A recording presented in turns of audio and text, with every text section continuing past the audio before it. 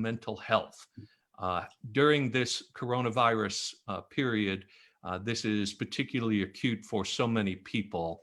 I do want to mention statistics at this moment, and that is to say that we have had now, as of yesterday, 2,324 cases in Dallas County, 134 are new, and now 60 deaths. So it continues to increase. This was a difficult week for our county, and there's a lot going on. But Imam Omar, I want to turn to you first of all, because in some really unfortunate and painful breaking news since yesterday, we have some invisible wounds that mental health represents, especially in the Muslim community. Our hearts are with you and with your brothers and sisters, and we want you to describe for us what you are dealing with right now. Well, the president, unfortunately, decided to continue to play to his base and to suggest that Muslims will be treated with more generosity from authorities as Ramadan comes around, to suggest once again that, that Christians have been treated unfairly. Particularly, he's talking about his type of Christians, not your type of Christian. Yeah. That Christians have been treated unfairly, and that Muslims get special treatment, and obviously playing to an Islamophobic narrative that that the left in particular and Democrats have allowed for these dangerous Muslims to be normalized. And as you're normalizing these dangerous Muslims, they're plotting a vile takeover. And so it's not just the suggestion of a lack of compliance, which the Muslim community not only was amongst the first to comply, I think, across the board, especially here in Dallas, but they were also amongst the first to initiate some of the vital service initiatives right now in our communities. But this is something that's based off of also, a trend, unfortunately, in the UK, where there has been a rise in anti-Muslim hate crimes in the United Kingdom, because there has been a blame that's been placed on the Muslim community by a lot of, shady right-wing sites. And so that's kind of played into the president's rhetoric here. And what you start to see is that ecosystem, that right-wing ecosystem that exists online, unfortunately, is now transnational. And so the president's often retweeting white supremacists and neo-Nazis from the United Kingdom. What that does to the Muslim community, and I actually got a text message an hour ago from, if you remember the scenes of the armed white supremacist militias that were in front of our mosques, there's a Muslim sister in one of those pictures that went viral around the country that's walking down a sidewalk in Irving, being stalked by a man in full military gear with his AR-15 walking behind her, and she's covering her face and crying. So that sister actually had sent me a message saying, are they going to do this in front of our empty mosques now too? And it broke my heart, because it's halfway joking, but it's also, if you're thinking about the compounded mental health trauma right now that exists, look, when the order comes out that people should cover their faces with cloth now, does anyone really think that young Black men feel comfortable tying bandanas around their face with all of the increase in police brutality and what that represents for them, the added danger and the trauma that represents? Muslim women that wear the hijab already, that cover their heads, but that don't wear the face veil, for them to put a cloth on their face would essentially allow them to be caricatured as the dangerous women from Afghanistan, right? And we know that there are a few people in my community that do wear the face veil regularly, but now that the fear that's going to allow them to be caricatured as the dangerous women from Afghanistan, right? I think there's an echo. There are a few people in my community that do wear the face veil regularly. But sorry, I'm not sure what our technical challenge is right now, but I'll keep speaking. I think that what it is that, Muslim women that do wear the face veil have already faced a lot of dangerous challenges within the community, and now all Muslim women that wear the veil have to wear this face veil. So I'll just end off on this particular note by saying that every division is a distraction. It's a deflection from the president's own failures.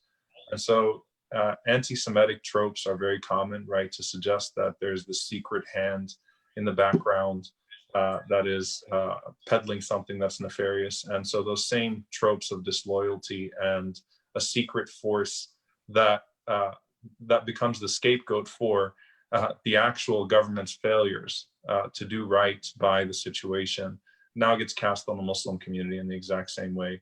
And so, unfortunately, it's a fearful time, I think, for people of all faiths and people that have already had a hard time being visible in the public and dealing with bigotry. Now to have these dangerous lies cast upon them, even in the midst of this danger that we all should be fighting together, to have these dangerous lies cast upon them, unfortunately, puts them in an even worse situation than they already were. And so we have to resist that, and we have to pay very close attention to what that's doing to people that already felt unsafe when they were leaving their homes due to the invisible bigotry that has become more apparent in recent years than ever before. And now it's only going to get worse because of the dangerous, irresponsible statements of a president who's retweeting white supremacists from the United Kingdom and the US, of course. So I'd love to hear from Nancy as well, since the Jewish community has obviously dealt with this historically in the United States as well, and not just in the United States, and some of those challenges and what that means for us and how we can reflect on it from a scriptural perspective also.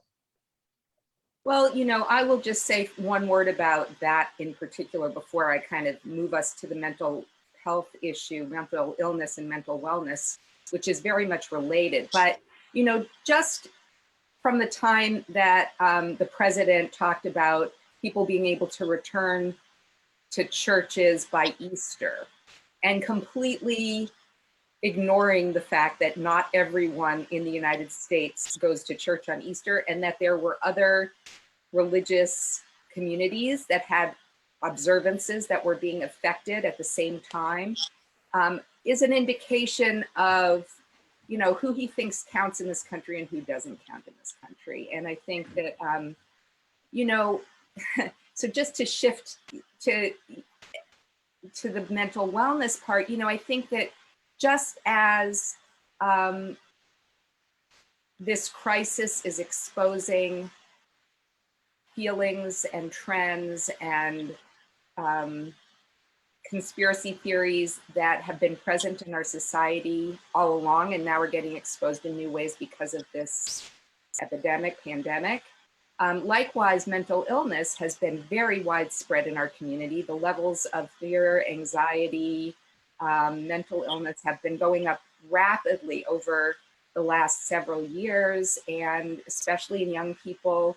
But, we have had this approach in our country that, there's something wrong with people who have mental illness, and we don't treat it as an illness as much as a personal failing. And, and Carl Jung, the great analyst, said that the foundation of mental illness is the unwillingness to experience legitimate suffering. And that idea that we need to acknowledge our legitimate suffering, whoever we are, whether we feel protected in terms of our livelihood and our living situation right now, or whether we feel even more vulnerable than we already did. Everybody is suffering in a different way. And our traditions encourage us, all of our faith traditions encourage us to acknowledge that suffering as the first step in being able to move beyond it. And when our leaders are blaming that suffering on others and not acknowledging that that's just a part of human experience, that is what creates even more suffering, uncertainty, and fear. So, in the Hebrew scripture, we have so many examples of how we need to deal with the reality of suffering before we can move beyond it. I'll give you a short example from the book of Psalms, Psalm 13. How long, O Lord, will you ignore me? How long, O Lord, will you ignore me forever? Sorry about that. How long will you hide your face from me? How long will I have cares on my mind, grief in my heart all day? How long will my enemy have the upper hand? Look at me. Answer me, O Lord my God. Restore the luster to my eyes, lest I sleep the sleep of death. Lest my enemies say, I have overcome him. My foes exult when I totter. But I trust in your faithfulness. My heart will exult in your deliverance. I will sing to the Lord, for God has been good to me. So this idea that we ask God to see us, we ask God to listen to us and hear us. And that is the way that we acknowledge sort of the reptilian aspect of our brains, the need for comfort, the need for security. But then we do that as the precursor to being able to move beyond that and to move into the frontal cortex of our brains, the part that is more evolved and that can understand suffering in the context of the bigger picture. So we have practices in our faith traditions as well that help us keep our focus on acknowledging suffering not as an end in itself, but as a precursor to moving beyond it. So right now, for example, in the Jewish faith, we are counting the days between the second day of Passover, the second night of Passover, and the 49 days until we celebrate the holiday of Shavuot, or weeks, the time of giving of the Torah at Mount Sinai. And every day we count every day. We have a different intention for every day. And the idea being that we don't know where we're heading. The Israelites didn't know that they were going to end up at Mount Sinai with the giving of the Torah. They made a lot of mistakes along the way. They wanted to go back to Egypt where they were slaves. They thought that was better. They made a golden calf to try to avoid the suffering that they were experiencing. But ultimately, they were given a framework and a foundation upon which to go on from that moment. So I think I'll let you guys talk about your faith traditions and how you deal with that. But that's that same human need to acknowledge suffering, which is expressed in faith. But we don't only rely on our faith to deal with that. We also have other resources to deal with it, which we'll talk about later. For Christians, today is the second Sunday of the season of Easter, and the gospel text today was about how the disciples on Easter night, and then again with Thomas the next week, a week later, found themselves in fear behind closed doors, and they felt socially distanced and isolated from their community, and they were worried, and this seems to be the same kind of experience we are all having during this time. But Jesus comes to them as a way of our thinking about how God finds all of us wherever we are, and breathes life into them, and gives them the Spirit. And I think, you know, in the Christian tradition, this is, it's important to say that the early church did not in our scriptures portray themselves as immediate heroes of faith. They were people who understood about themselves that they experienced doubt and fear and worry and anguish about what was happening in their lives and happening in the world. And it was a gradual process of acknowledging that anguish, speaking it, recording it in scripture so that we could identify with it as well, so that then we could begin to trust in God and begin to be brave in the face of it. So I think our scriptural traditions really help us at this point. I'll add to that, you know, from our perspective, it's every night I've been doing this reflection, you know, online, just to be in touch with the community and reflecting on something without going too heavy into it. But it's very interesting because all of the prophets themselves encountered a great deal of suffering and were challenged and tested, and had to have moments where they came back to their place of patience and their place of faith and reconnected to their original purpose. And so for them, connecting to original purpose was a means of overcoming their trials and their difficulties and their tribulations as they arose. And I talked about the Prophet Muhammad, peace be upon him, who was asked by his wife, was the day of Uhud, which was a day that the Prophet was attacked by the people of Mecca. His teeth were knocked out. He bled and almost died on that day. And his wife asked, was that the worst day of your life? And he said, no, actually it was another day, which was a day of Ta'if, which is when we go through the biography of the Prophet Muhammad, that was a day that these particular people made him walk through a stretch of about 10 miles where they lined up the children and they lined up the thugs of their society, and they all punched him and spit at him and yelled derogatory words at him.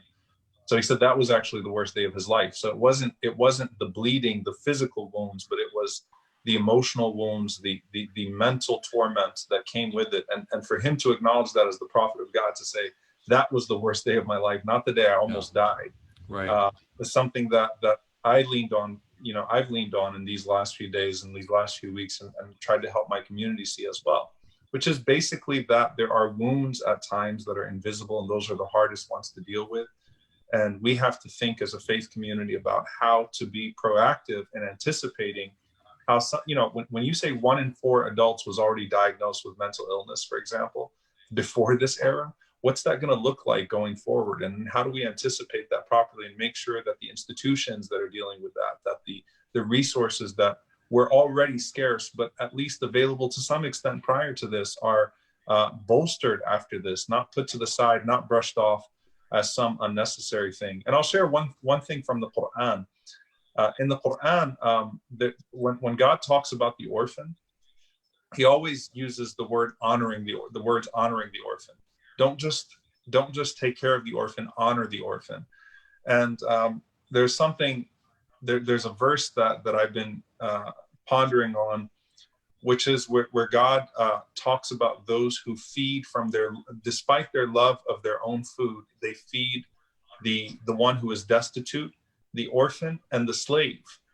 And I looked at that and I said, why feed the slave? Why not free the slave? So in the Quran, there are numerous references to freeing slaves and the reward of freeing the slaves. It's a part of expiation in the Islamic tradition. It's the most rewardable act of charity. It's the way that you repent after committing a major sin. But why here feed the slave? And when I looked into the early interpretations of that, what that was is that in Mecca, they used to let the slaves out at a certain time of the day and I should say the enslaved, they used to let them out at a certain time of the day where they'd have to go beg for their food.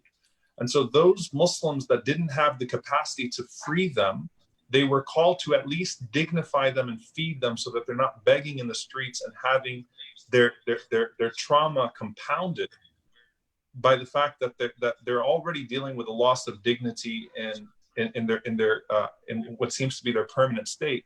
At least feed them with dignity. Do what you can, so that you don't have them constantly being reminded of their inferior status in society. So we have to think about, what does that do to a person when they can't put food on the table for the very first time? What does it do to people when they no longer see any opportunity in regards to their careers?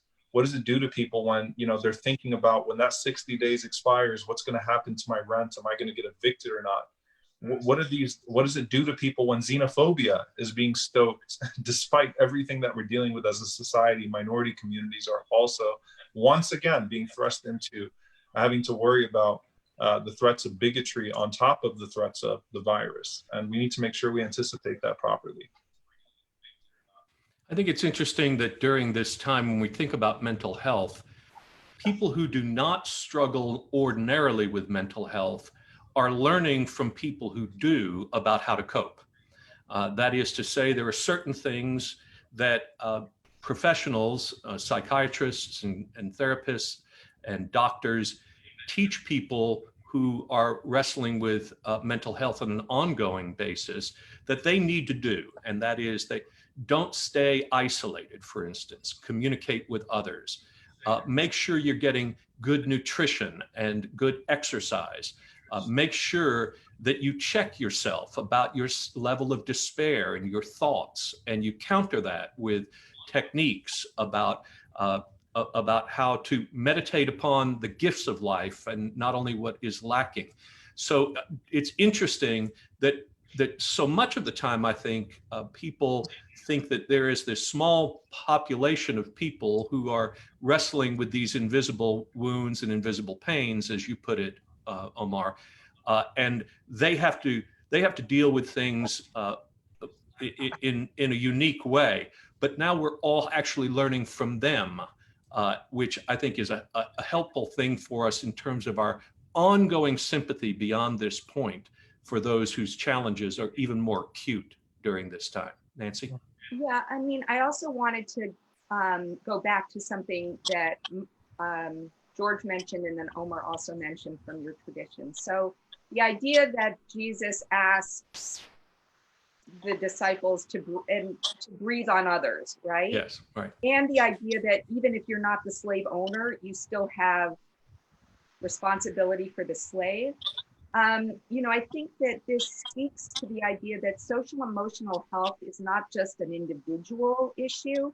It's an issue that becomes an issue for families, communities, organizations, and that each of us has the ability to be a leader, to be an emotionally intelligent leader, whether it's being a parent to our kids when we're now not just their parent, we're their teacher, we're their athletic coach, we're doing like 16 different jobs, you know, whether it's to be the leader in a work environment where we may have been not, you know, had no authority, but we have our attitude that we bring to the work is so important. And so, yes, it's important to pay attention to other people's mental health and creating an environment, but it all starts with ourselves.